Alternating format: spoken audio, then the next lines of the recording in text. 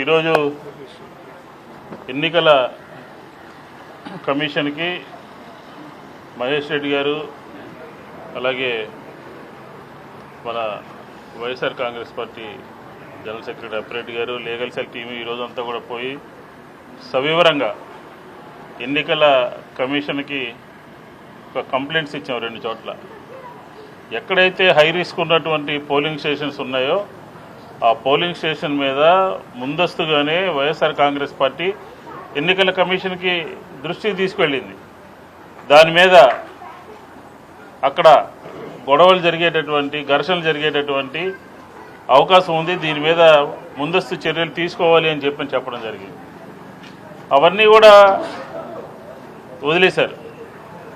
దీంతోపాటు అధికారం చేతిలో ఉంది కదా అని ఎన్నికల కమిషన్ని ఐపీఎస్ ఆఫీసర్ని బదిలీ చేయండి అని ఒక పక్క చెప్తూనే ఒక పక్క ఏ అధికారుల్ని పోస్టింగ్స్ ఇవ్వాలో కూడా ఈ కూటమి ఆంధ్రప్రదేశ్లో పోటీ చేసినటువంటి కూటమి పురంధరేశ్వరి గారు కేంద్ర ఎన్నికల సంఘానికి ఉత్తరం రాయడం ద్వారా ఆంధ్రప్రదేశ్లో మాచర్ల కానీ గురజాల కానీ సత్తెనపల్లి కానీ నరసరావుపేట కానీ ఇలాంటి నియోజకవర్గాల్లో మీరు రాసినటువంటి ఉత్తరం మూలంగా అక్కడ శాంతి భద్రతల సమస్య ఉత్పన్నమైంది అని చెప్పి ఈ సందర్భంగా ఎన్నికల కమిషన్ దృష్టి తీసుకెళ్ళడం జరిగింది. ఎన్నికల కమిషను ఎమ్మెల్యే ఒక పోలింగ్ స్టేషన్లోకి పోయి ఏదో చేశాడు అని చెప్పని ఎక్కడికో వెళ్ళిపోయాడని చెప్పని పరారైపోయాడని చెప్పని ఏదో రకరకాలుగా డిమోరలైజ్ చేస్తూ వాళ్ళకు ఉన్నటువంటి సర్వశక్తులు కూడా పోలింగ్ అయిపోయినప్పటికీ కూడా ఆ నియోజకవర్గాల్లో వైఎస్ఆర్ కాంగ్రెస్ పార్టీ మీద పెడుతూ అసలు మేము ఒకటే అడుగుతా ఉన్నాం, ఈరోజు ఆ వీడియోని లోకేష్ ఎందుకు విడుదల చేయాల్సి వచ్చింది? లోకేష్కి ఆయన చేతికి ఏ విధంగా అలా పాల్వాయి గేట్లో ఆ బూత్లో ఉన్నటువంటి వీడియో ఆయన చేతికి ఏ రకంగా వెళ్ళిందో ఎన్నికల కమిషన్ ఆంధ్రప్రదేశ్ ప్రజలకు చెప్పాలి అని చెప్పని కూడా మేము డిమాండ్ చేస్తా ఉన్నాం. ఎందుకు ఎమ్మెల్యే వెళ్లాల్సి వచ్చింది?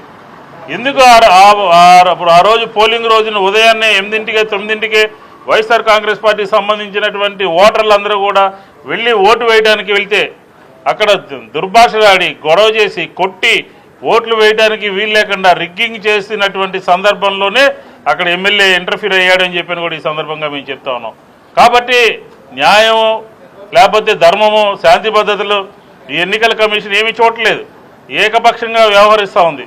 దీని మీద నిగ్గు తేల్చాలి. లోకేష్ రిలీజ్ చేసినటువంటి వీడియో ఎందుకుని ఆయన చేతికి ఏ విధంగా వెళ్ళిందో చెప్పాల్సినటువంటి అవసరం ఉంది. మేము ముందస్తుగానే చెప్తా ఉన్నాం, ఎన్నికల కమిషన్కి వైఎస్ఆర్ కాంగ్రెస్ పార్టీ నుంచి ముందస్తుగా మేము వచ్చి సమాచారం ఇస్తా ఉన్నాం. ఈ నియోజకవర్గంలో ఈ పోలింగ్ స్టేషన్లో గతంలో గొడవ జరిగాయి, తీవ్రమైనటువంటి ఘర్షణలు జరిగాయి, దీని మీద మీరు యాక్షన్ తీసుకోవాలి, ముందస్తు చర్యలు తీసుకోవాలి, పోలీసు యంత్రాంగాన్ని అప్రమత్తం చేయాలి అని చెప్పని కూడా మేము చెప్పాం. కానీ ఏదైతే పురంధరేశ్వరి గారు ఏదైతే చంద్రబాబు నాయుడు గారి డైరెక్షన్లో పురంధరేశ్వరి గారు కేంద్ర ఎన్నికల కమిషన్కి ఏదైతే ఉత్తరం రాశారో ఆ ఉత్తరంలో ఉన్నటువంటి అధికారుల్ని బదిలీ చేసి ఒక 10 మంది అధికారుల పేర్లు సూచించారో ఆ 10 మంది అధికారులు మాచర్ల కానీ గుంటూరు కానీ లేకపోతే ఎక్కడ సత్తెనపల్లి కానీ ఎక్కడైతే పురంధరేశ్వరి గారు సూచించినటువంటి అధికారుల యొక్క నియామకం జరిగిన తర్వాత మాత్రమే ఈ గొడవలు జరిగినాయి. దీనికి పూర్తి బాధ్యత భారతీయ జనతా పార్టీ పురంధరేశ్వరి గారు కానీ చంద్రబాబు నాయుడు గారు కానీ బాధ్యత తీసుకోవాలని చెప్పని ఎన్నికలు ప్రశాంతంగా చేయాలని చెప్పిన వైఎస్ఆర్ కాంగ్రెస్ పార్టీ పదే చెప్తా ఉంది.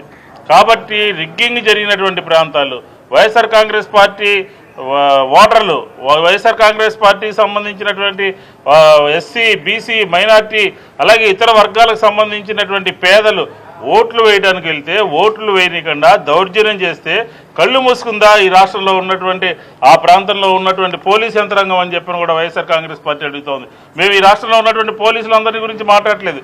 ఎవరైతే పని కట్టుకుని కూటమి ద్వారా సిఫార్సు చేయబడి ఆ ప్రాంతాల్లోకి వచ్చి అక్కడ లా అండ్ ఆర్డర్ ప్రాబ్లము మా ఎమ్మెల్యేలు పదే చెప్పినప్పటికీ కూడా ఫలానా గ్రామంలో గొడవ జరుగుతుంది, మీరు ఇంటర్ఫీర్ కావాలి, మీరు వెళ్ళాలి అని చెప్పని పదే చెప్పినప్పటికీ కూడా ఏ మాత్రం కూడా పట్టించుకోకుండా నిమ్మకు నీరెత్తినట్టుగా ఉండబట్టే ఈరోజు ఇంత పెద్ద ఇష్యూలు అయినాయని చెప్పి కూడా వైఎస్ఆర్ కాంగ్రెస్ పార్టీ ఎన్నికల కమిషన్ దృష్టి తీసుకెళ్ళింది.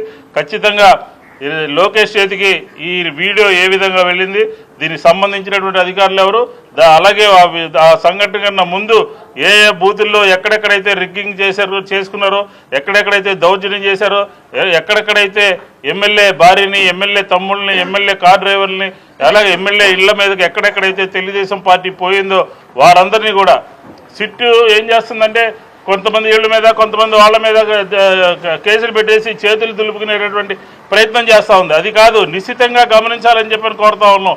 అసలు ఈ కారణాలకి ఎవరు కారకులో తేల్చాలని చెప్పని వైఎస్ఆర్ కాంగ్రెస్ పార్టీ డిమాండ్ చేస్తుంది. కాబట్టి ఖచ్చితంగా లోకేష్ రిలీజ్ చేసినటువంటి వీడియో మీద ఒక విచారణ చేసి ఆ విచారణలో నిజాలు నిగ్గు తేల్చి అది అసలు ఒరిజినల్ వీడియోనా, ఫేక్ వీడియోనా, సృష్టించినటువంటి వీడియోనా ప్రజలకు చెప్పాల్సినటువంటి బాధ్యత, ముందు జరిగినటువంటి సంఘటనల మీద యాక్షన్ తీసుకోవాల్సినటువంటి బాధ్యత ఎన్నికల కమిషన్కు ఉంది.